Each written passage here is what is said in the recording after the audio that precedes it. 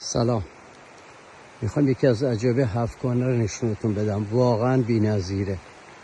فکر نمی‌کردم انقدر زیبا و قشنگ بشه.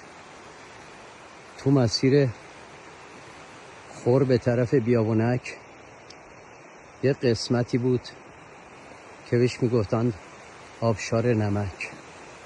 من فکر نمی‌کردم نمکم به آبشار داشته باشه و واقعا وقتی اومدم اینجا رو دیدم به عظمت خداوند پی بردم که چگونه از اینجا داره نمک از دل کوه میاد بیرون.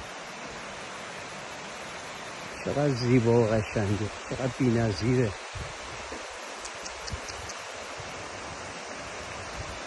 این رودخونه ای از نمک، آب شوری که از اینجا میاد میبرن تصفیه میکنن و پتاس میگیرن ازش.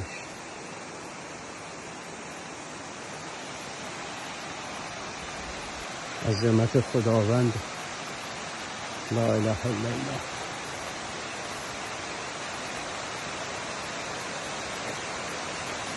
دل بیابون یه همچین کوهی وجود داشته باشه که این همه آب بیاد بیرون، اونم نمک.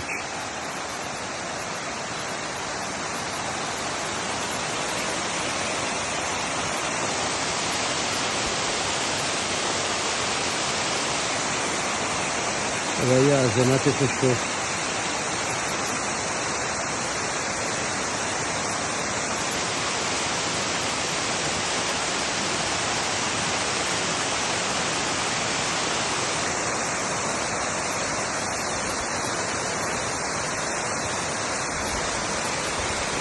الله اکبر.